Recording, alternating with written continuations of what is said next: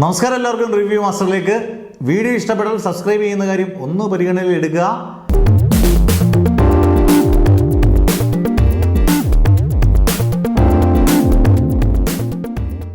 ഏറ്റവും latest updates ബ്രഹ്മയുഗത്തിൻ്റെ.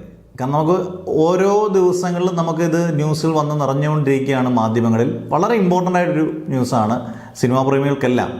കാരണം ബ്രഹ്മയുഗത്തിൻ്റെ ആദ്യമായിട്ട് അവരുടെ ക്രൂ മെമ്പേഴ്സ് നാളെ ദുബായിൽ ഒഫീഷ്യൽ ടീസറിന് വേണ്ടി ദുബായിൽ വന്നപ്പോൾ അവർ റെഡ് എഫ്എമ്മിന് കൊടുത്ത ഇൻ്റർവ്യൂവിൽ പറഞ്ഞ കാര്യങ്ങളാണ്. അതിനകത്ത് വളരെ പ്രധാനപ്പെട്ടൊരു കാര്യമുണ്ട്.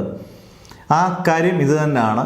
കാരണം ഞാൻ ഉൾപ്പെടെയുള്ളവരെല്ലാം സിനിമ കാണാൻ പോകുന്നത് ഭൂതകാലത്തിൻ്റെ സംവിധായകനായ രാഹുൽ സദാശിവൻ്റെ രണ്ടാമത്തെ അടുത്ത സിനിമയായിട്ടുള്ള ബ്രഹ്മയുഗം ആ രീതിയിലുള്ള കാഴ്ചപ്പാടിലാണ് കാണിരുന്നത്. അദ്ദേഹം ആദ്യമേ ഈ ചോദ്യം നൈല ഉഷയാണെന്ന് തോന്നുന്നു ചോദിച്ചപ്പം അദ്ദേഹം കൃത്യമായി മറുപടി പറഞ്ഞു, നമ്മൾ ഡയറക്ടർ പറയുന്നതാണ് കേൾക്കേണ്ടത്, അല്ലേ, അല്ലെങ്കിൽ എൻ്റെ കപ്പിത്താൻ പറയുന്നതാണ് കേൾക്കേണ്ടത്, നമ്മൾ അല്ലാതെ മുൻവിധികളോട് പോയി സിനിമ കാണുമല്ല. അദ്ദേഹം പറഞ്ഞത് ഭൂതകാലമായിട്ട് യാതൊരു ബന്ധവുമില്ലാത്ത അങ്ങനെ ഒരു ഹൊറർ പശ്ചാത്തലമുള്ള സിനിമയല്ല, ഒരു മിസ്റ്റീരിയസ് ആയിട്ടുള്ളൊരു ത്രില്ലർ സിനിമയാണെന്നാണ് പറഞ്ഞത്. അന്നേരം വേറൊരു ടൈപ്പിലുള്ളൊരു ഭീതി ഉളവാക്കുന്നത്, അല്ലാതെ ഭൂതകാലവുമായിട്ട് യാതൊരു ബന്ധവും ഏതിനില്ല, ബ്രഹ്മയുഗത്തിനില്ല എന്ന് അദ്ദേഹം വ്യക്തമാക്കി.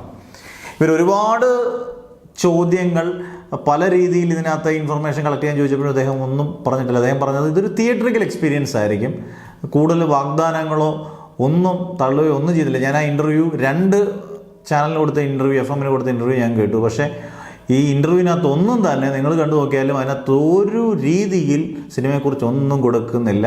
അത് തന്നെ അതിൻ്റെ നല്ലൊരു കാര്യമാണ്. കാരണം സിനിമ തിയേറ്ററിൽ പോയി ഒരു പ്രേക്ഷകൻ കണ്ട് വിലയിരുത്തുന്നതാണ് ഏറ്റവും നല്ലത്. പ്രത്യേകിച്ച് ഒരു ബ്ലാക്ക് ആൻഡ് വൈറ്റ് എന്ന് പറയുന്നത് തന്നെ ഏറ്റവും വലിയൊരു എക്സ്പെരിമെൻ്റ് ആണ്.